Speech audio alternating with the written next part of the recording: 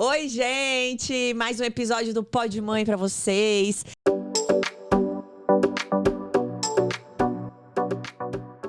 Com Roberta Santo. Olá! E o quê? Eu novamente aqui.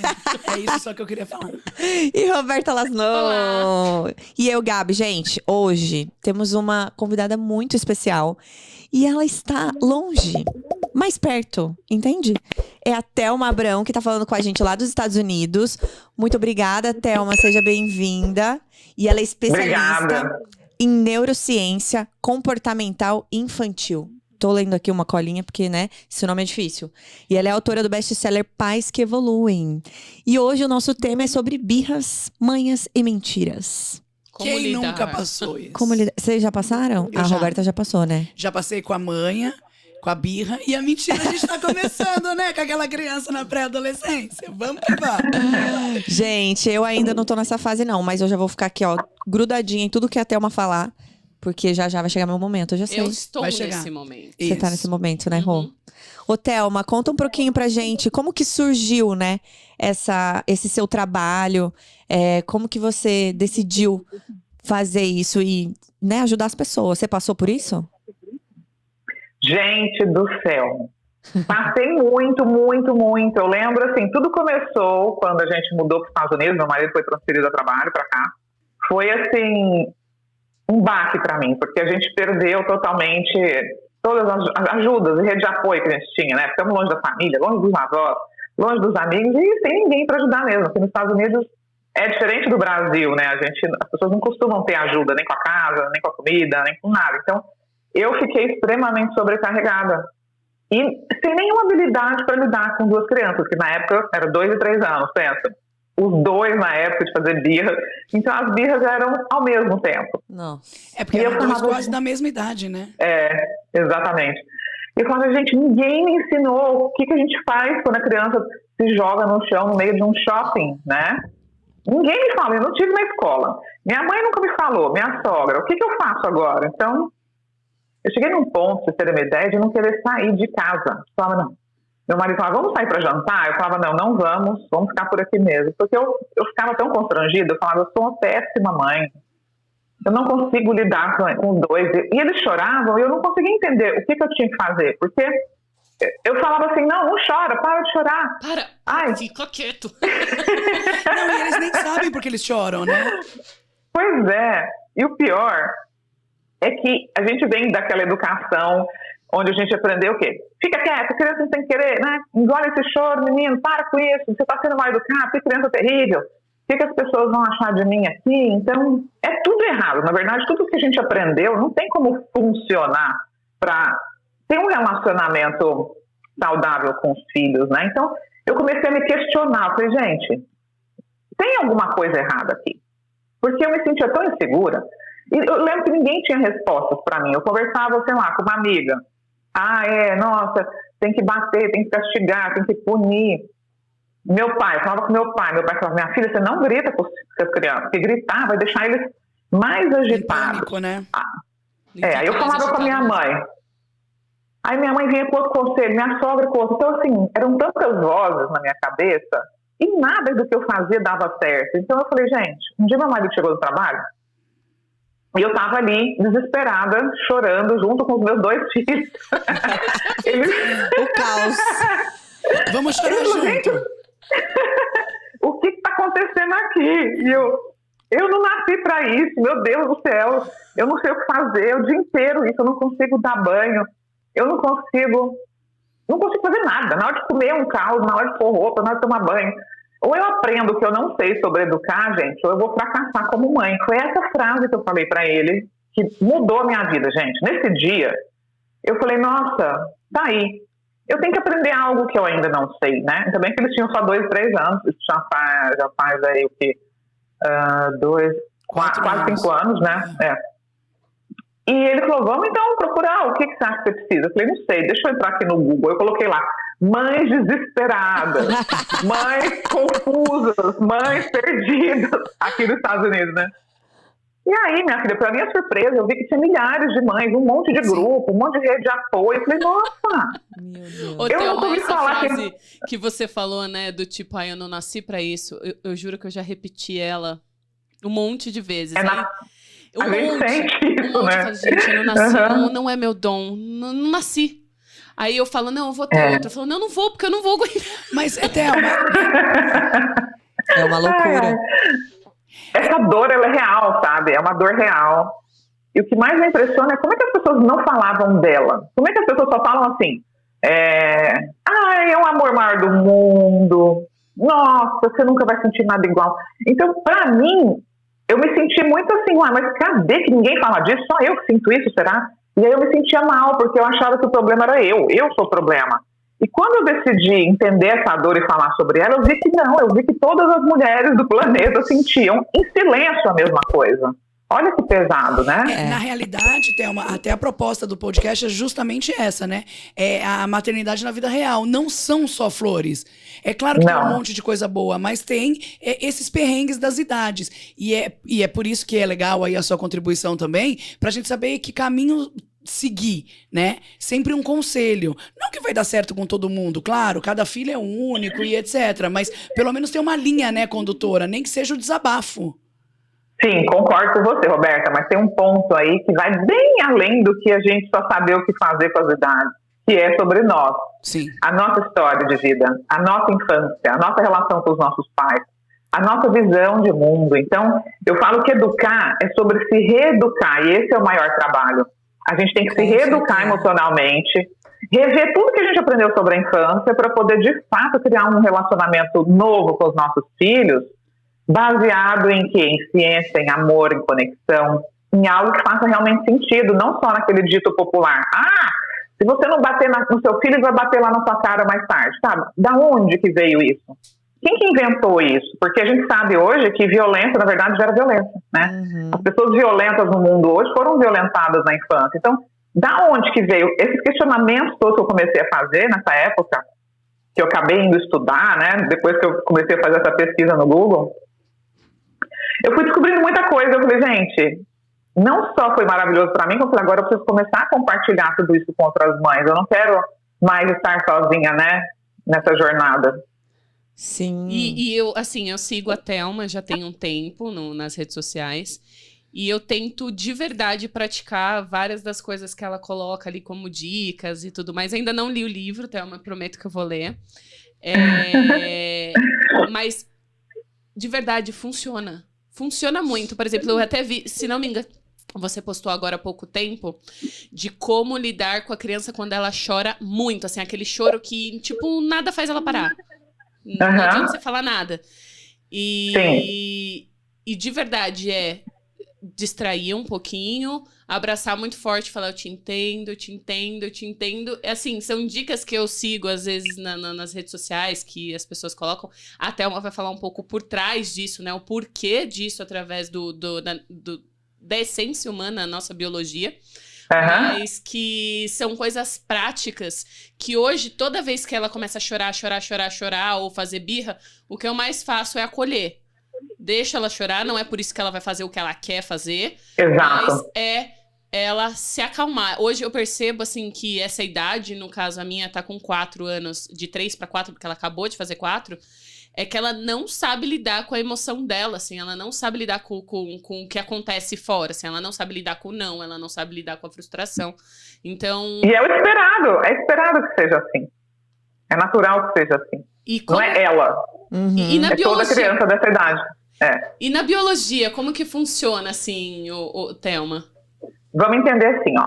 Qual que é a maior dor dos pais? Os pais querem que o filho faça o que ele quer, não é? Não quer um filho obediente, o filho que faz o que ele tá mandando e acabou, como se fosse um robô. Ó, senta aí e fica quieto. Não, você não tem que chorar agora, você pode chorar depois, agora não. Então, não, você não tem que se mexer, né? Para, não mexe em nada. Tipo, tudo isso, gente. Por que os pais agem assim?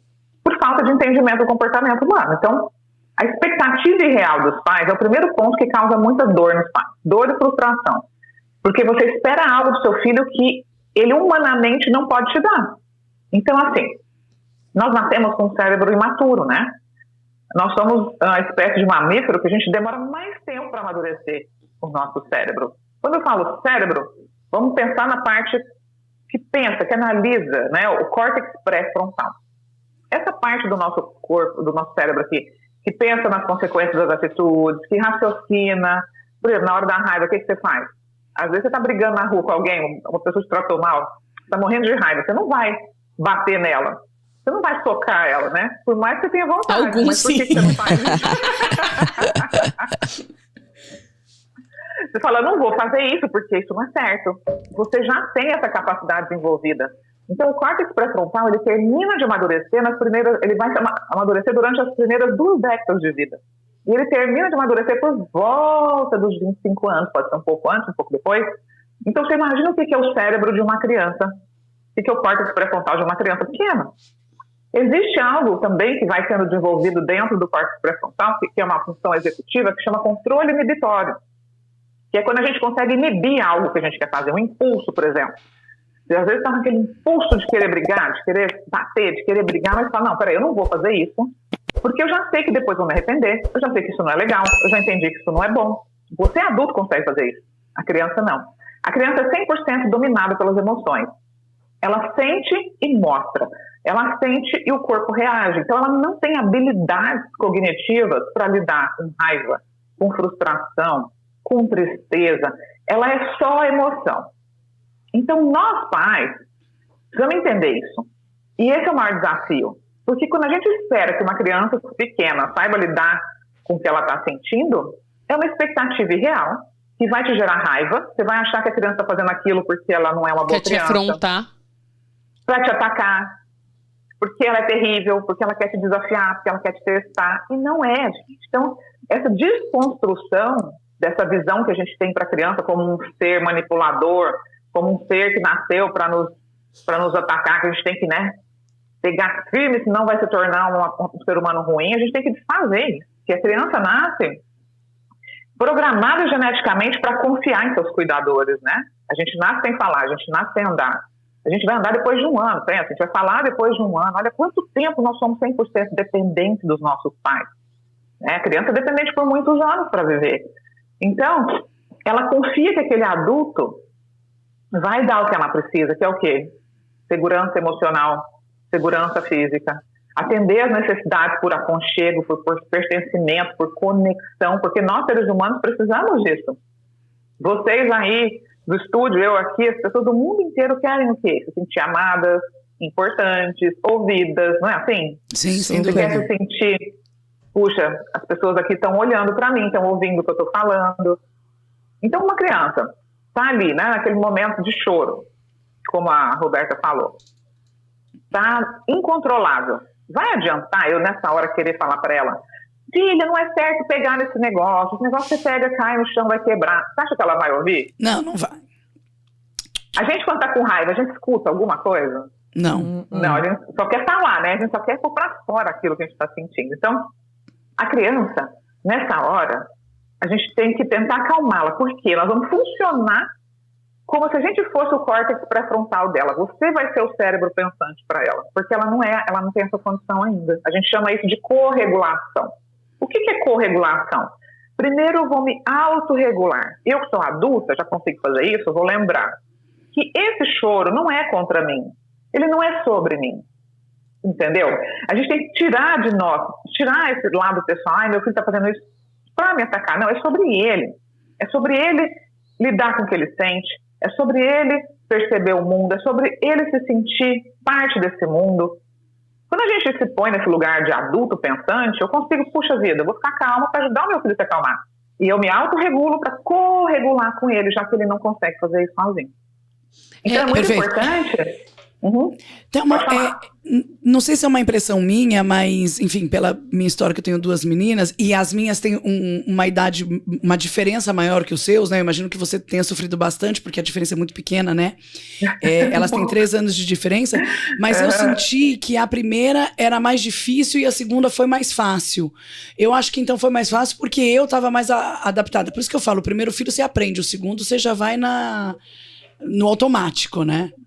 Você achou o segundo mais fácil, né? Achei tudo mais fácil Sim. da segunda. Não que ela não seja... Ela é mais birrenta que a primeira, por personalidade até, mas acho que é mais fácil de levar do que a primeira. Talvez eu estivesse mais são muitos assustada. fatores, né? O primeiro filho, gente, é a primeira experiência, né? A gente se tornar mãe nunca é algo simples, são tantas mudanças. Então é muito mais desafiador o primeiro. Tanto é que quem tem mais de 2, eu tenho 2, mas dizem que o terceiro já se cria sozinho, né? Ah, eu imagino que sim. Eu imagino que sim. Sim, imagino que sim. Mas sabe, qual era meu sentimento, Thelma? Assim, quando, por exemplo, eu digo... Concordo que talvez essa fase das birras, ela acontece agora, mas essa frase que você colocou de a gente se colocar na posição de adulto e ser o ser racional ali naquele momento, eu já me peguei várias vezes, principalmente na madrugada, do tipo, eu sou adulto, eu vou me controlar. A gente tem que lembrar. Eu fico falando pra mim mesma, porque principalmente no começo, essa questão de se tornar mãe, é você partir de uma vida onde você era 100% só você, onde você tudo era o centro, né? Eu era o centro da minha vida. Então, assim, eu dormia a hora que eu queria, eu fazia o que eu queria, eu saía a hora que eu queria. E eu sempre fui uma pessoa muito de liberdade, sabe? Estamos juntas! Eu sempre fui muito de liberdade, de eu fazer o que eu queria, a hora que eu queria, e poder trabalhar por conta, e viajar, etc. E aí, por exemplo, eu já era casada há alguns anos, mas a gente saía muito. E aí, eu me vi... Quando o bebê nasceu, do tipo, meu Deus, quando isso vai passar? E todo mundo falava pra mim, calma, Roberta. Depois de um ano e meio, melhor. Eu falava, meu Deus, isso são 360 dias passando isso. Eu falava pra ele, eu não aguento mais. E aí, isso foi passando. E aí, quando ela fala do segundo, eu imagino que hoje eu sei que quando ela começa a chorar, é passageiro. Vai durar meia hora, mas vai durar meia hora. Vai passar, entendeu? Leve. Agora, depende muito de algo, gente. Que cada criança é diferente, né? Se você tiver 5 filhos, nenhum é igual a nenhum. Tipo, então, você teve uma experiência com o primeiro, né? Roberto, não aconteceu isso? Aí vem o segundo, você quer tratar ele igual você trata o primeiro. Você falou, opa, mas não é assim que lida com a segunda. Então, tem diferença, né? Tem diferença, sim. Agora, deixa eu te perguntar uma coisa. Em geral, né? Essa birra mais acentuada, vamos chamar assim, é dos 2 aos 4. Tem algum motivo pra isso? Porque não tá formado aos 5 anos, por exemplo, né? O cérebro da criança. Ainda é uma criança e ainda é muito por impulso e etc. Essa questão da emoção ainda continua. Ela continua, mas ela alivia um pouco. Tem alguma justificativa pra isso? Tem. Por volta dos 2 anos, a criança, o que ela já tem? Ela já tem aquela parte motora muito desenvolvida. Ela já anda, ela já corre, ela sobe, ela desce, ela quer explorar o mundo. Ela tá ali no auge, nossa, né? Eu já não tô mais no corpo da minha mãe, na maioria das vezes já tá ali desmamado, ele já entende que, nossa, eu posso ir, eu posso correr, eu posso voltar. Então, ele tá muito apaixonado e curioso para conhecer esse mundão, né? Tanto de coisa colorida, tanto de coisa bonita. E o que acontece? De repente vem o pai e a mãe e começam. Você não pode subir aí. Não pode fazer aquilo. Não pode isso. Não pode aquilo. 300 não por dia. 300 não por dia. Só que ao mesmo tempo que ele já desenvolveu essa capacidade motora de ir, voltar, de querer também conhecer o mundo, ele ainda tem um cérebro extremamente imaturo para lidar com a frustração que ele vai encontrar no meio desse caminho. Então é nessa época que começam as maiores manifestações realmente de birra, porque daí a criança, ela se joga no chão. Por que a criança faz o que ela faz, gente? Porque é a forma que o corpo encontra de se autorregular. Como ela não consegue se acalmar sozinha, ela precisa de um adulto, o corpo, na tentativa de lidar com aquela emoção forte, tem criança que se bate. Você já viu? A criança puxa o cabelo, bate a cabeça, ou então ele bate no pai, puxa o cabelo da mãe. Isso tudo é uma tentativa do corpo se autorregular, de colocar para fora aquela energia para poder voltar a funcionar normalmente. Então, nessa hora que a gente E como entender, lidar né, com isso, Thelma, assim, a gente como mãe? Porque, por exemplo, você fala, putz, eu vou deixar me bater? Né? Não. Ou é bem isso, a Thelma mesmo, eu não quero sair de casa, não vou passar essa vergonha. Eu não você vou fica mais sair. como? Eu vou sair, não vou sair? Como a gente lida com isso? Nossa senhora, eu já tô Aí a gente volta a ser o bebê. Já tô sofrendo por Não, aí antecipação. você imagina você num restaurante, seu filho fazendo uma birra, né? Ele puxando seu cabelo, ele te batendo e todo mundo te olhando, né? E aí você fica, meu Deus, o que eu faço, né? Passa essa vergonha no crédito ou no débito, né?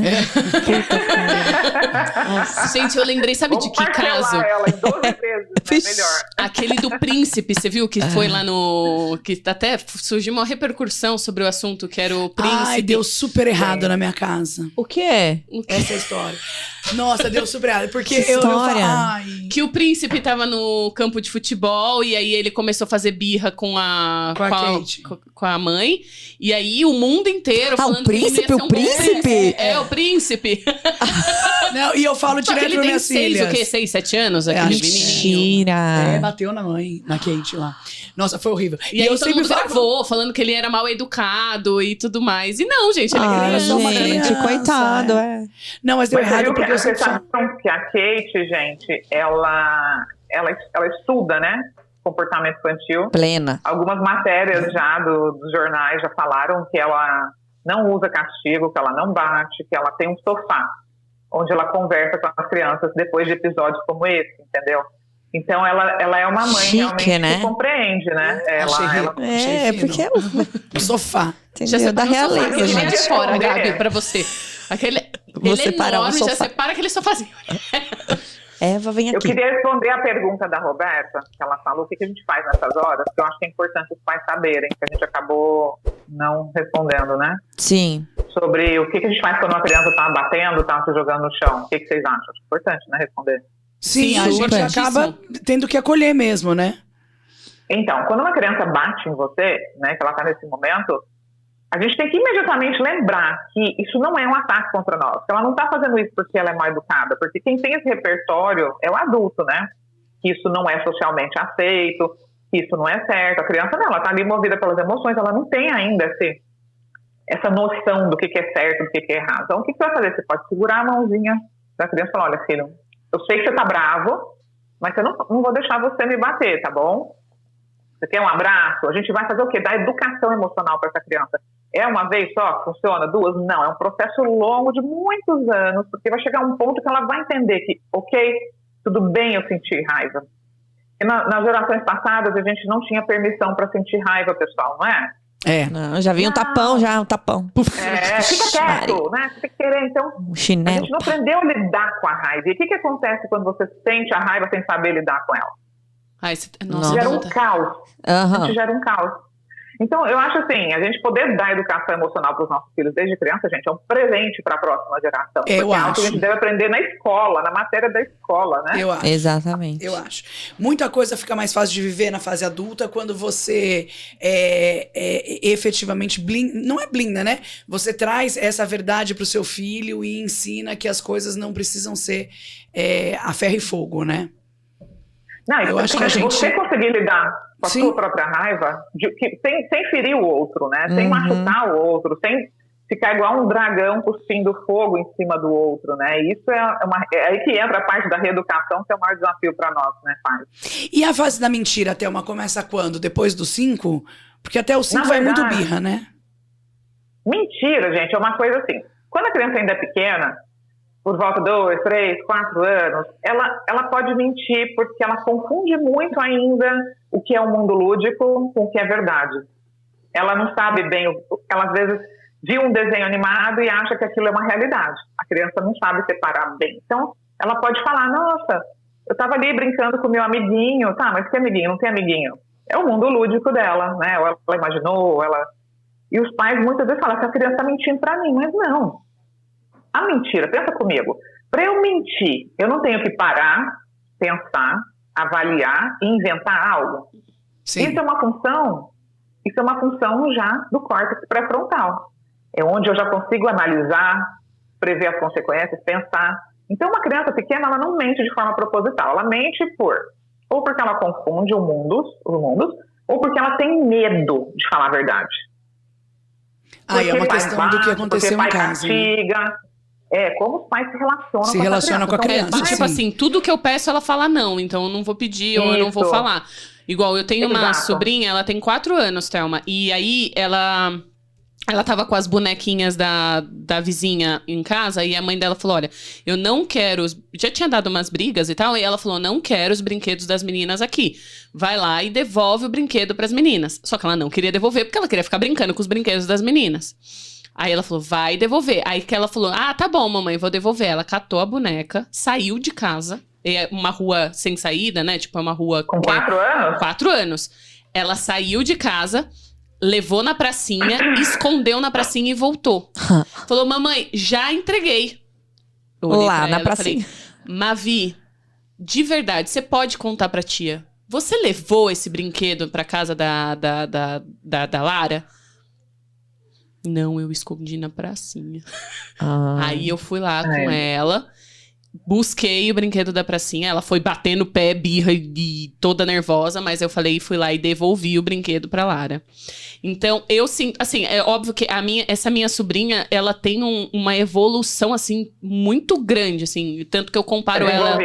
Muito, assim, eu comparo ela com a minha filha, que as duas têm a mesma idade... ela já consegue, você vê que ela já consegue premeditar, assim, algumas coisas do tipo, quando o pai chega, ela já se joga no chão, porque ele sabe que se eu contar pro pai dele, igual outro dia ela jogou a chupeta da Maria Alice no lixo.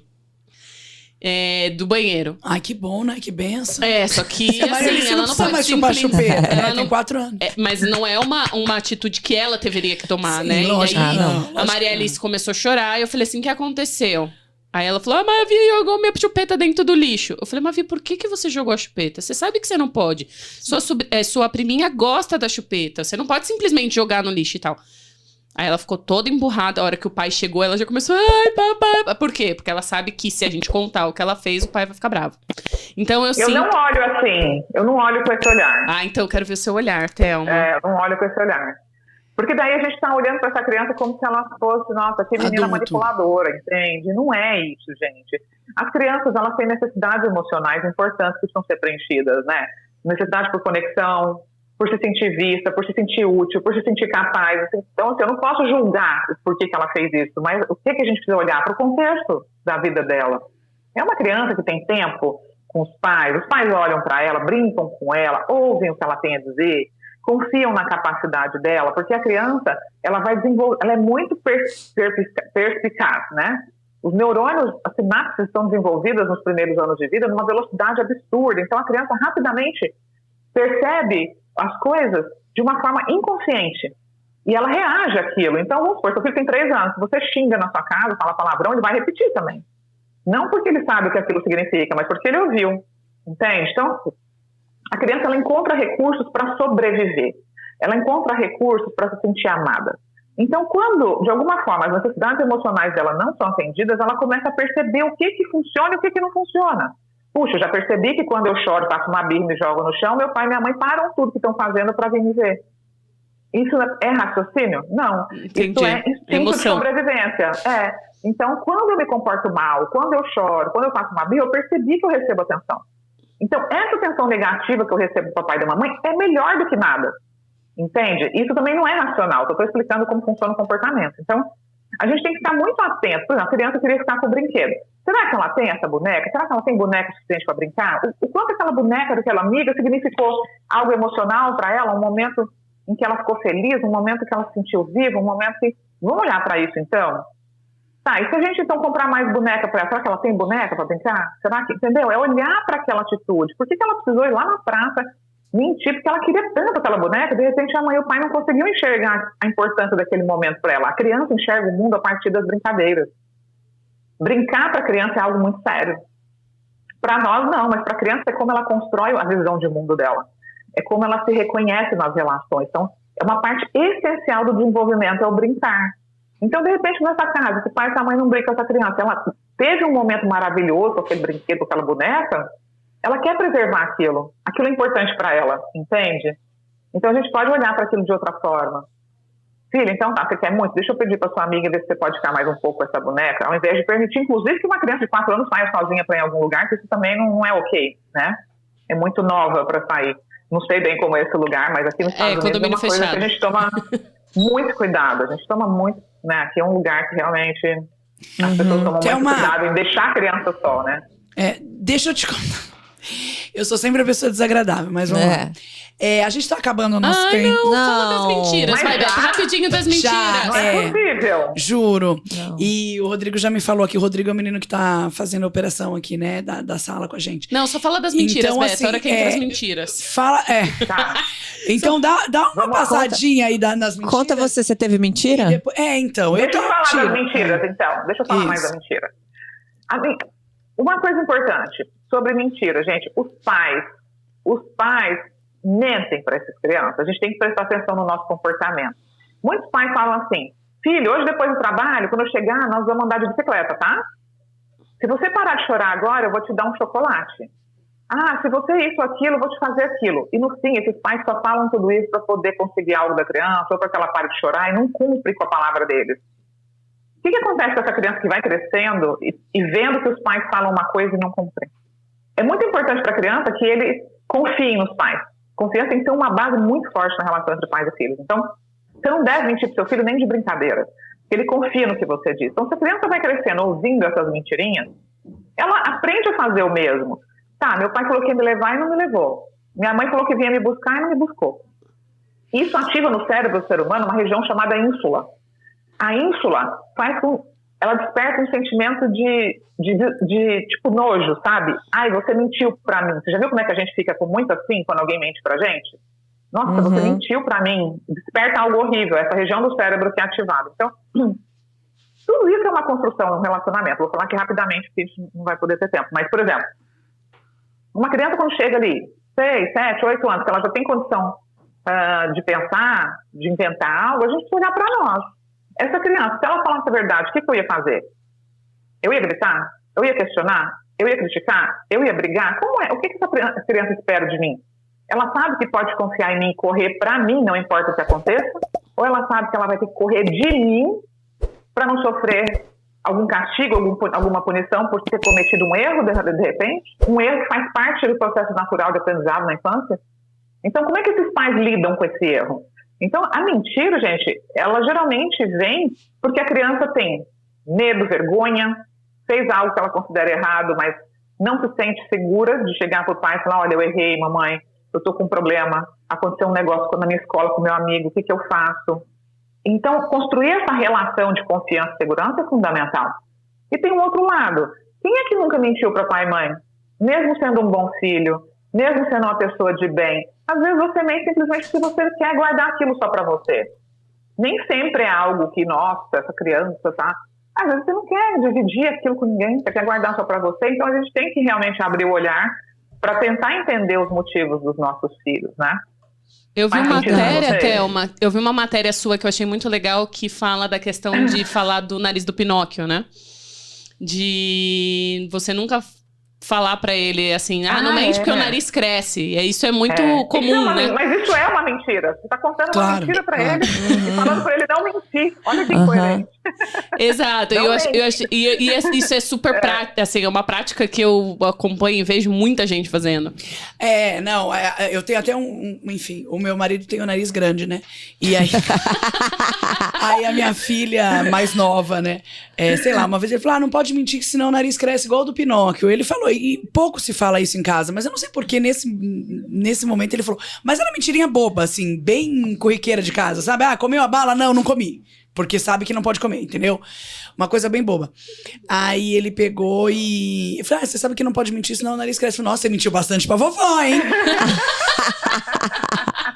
Toma, viu? As crianças são pra frente. Aí eu falei, bom, acabou o assunto. Eu peguei e falei, bom, acabou o assunto, né? Viu? Mentiu bastante pra vovó. Quer dizer, qual que foi a interpretação dela? Se ele mentiu pra minha avó e tem nariz grande, eu posso mentir também. Quer dizer, aí fica pior, né? Fica pior. Tá vendo? Aí eu falei, cuidado, que fica pior. Ai, Thelma, eu queria ficar conversando contigo aqui o dia inteiro. A gente marca outro dia com Vamos, Thelma. Falar de... Esse é um papo legal, né? Não, e aí eu queria que você desse um resuminho aqui do seu livro, por favor, só para o pessoal saber onde pode comprar, o que... E eu tô lançando o segundo agora no Brasil. Eu tô indo pro Brasil, dia 20 de agosto agora. Ai, parabéns! Que legal! Então, assim, o livro Pais que Evoluem, na verdade, ele foi lançado em 2020, em plena pandemia, um livro que virou best-seller no Brasil. E hoje ele está traduzido para o inglês, né? também para o espanhol. Ele vende em 12 países, ele está em 4 continentes. E você pode comprar pela Amazon Internacional, independente de onde você mora. No Brasil também ele vende, né, não só na Amazon, mas você pode encontrar nas livrarias. E agora está vindo o segundo livro, que se chama Educar é um Ato de Amor, mas também é Ciência. Ele já é um outro... Ai, que incrível esse título. Da minha jornada, onde eu vou trazer o olhar realmente da neurociência, da biologia humana. Eu sou biomédica, né? Então eu acabei me especializando em neurociência e comportamento infantil. E eu estou trazendo todo esse olhar da saúde mental, da saúde emocional e da saúde física. E como que tudo isso começa lá na infância, né? No relacionamento que a gente teve com os nossos pais. Então, é um livro que vai ser, assim, uma mudança de chave enorme. E eu vou estar no Brasil dia 20 de agosto para lançar esse livro. Vou estar em São Paulo. Quem sabe vocês vão... Você vai lançar onde? Vamos sim, com certeza. Você vai lançar onde? Vai ser na Livraria da Vila, no Shopping Morumbi, às 16 horas. Então, perfeito. Fica aí a dica e o convite. Fica aí a dica. Ela vem e vai lançar no dia 20 de agosto. Ô, Thelma, e eu acho que seria legal a gente vender os livros na Pipu. E até fazer um sorteio para os clientes da Pipu, eu acho que ficaria bem legal. A gente podia fazer sorteio. Legal. Me fala, depois a gente pode conversar sobre isso. Vamos sim, eu te chamo depois. E eu acho que é muito importante. O nosso objetivo como empresa é trazer... tanto que agora o nosso novo slogan é... Ganhe tempo para amar. Então, deixe de se preocupar com coisas que são corriqueiras e se dedique à educação, se dedique ao amor, né? Então, é uma plataforma que é realmente para ajudar no gerenciamento da vida ali da criança em vários aspectos. E aí eu te chamo sim, porque para nós é muito importante, eu acho que esse trabalho que você faz para que as mães se sintam mais preparadas, estejam mais preparadas para lidar na trajetória aí de ser mãe. Que não é uma trajetória fácil. Né? Eu falo que ele te tira o melhor e o pior. A criança. Ele te tira o melhor, assim, com aquele amor incondicional. E também conhece todos os seus defeitos pra te tirar o pior. É verdade, cara. Eu falo por isso uma pais que evoluem, né? Uma grande oportunidade de você olhar no espelho e falar, meu Deus, sem dúvida. Eu preciso melhorar alguma coisa. Pra você se reconectar consigo mesmo. Ô, Thelma, coloca seu Instagram, fala aí pra gente, pras pessoas que estão ouvindo, assistindo, pra te procurarem. Pras mães desesperadas, ao invés de procurar no Google, já vai certinho no Instagram. Já vem direto comigo, que já passei por esse caminho, sei exatamente como Exatamente. Né? Meu Instagram é thelma.abraão e eu tô todos os dias lá com conteúdo, com Reels. Lá você também tem acesso aos meus livros, aos meus cursos e toda a ajuda, né, que a gente precisa para conseguir levar essa jornada de forma mais leve. O Abraão tem H? Tem um H entre os dois A's. Tá bom, então. Obrigada, meninas. Adorei. Thelma. Obrigada. Super beijo. Thelma, prazer. E parabéns pela trajetória. Beijo. Até o próximo, gente. É pra cá. Tchau. Até o próximo.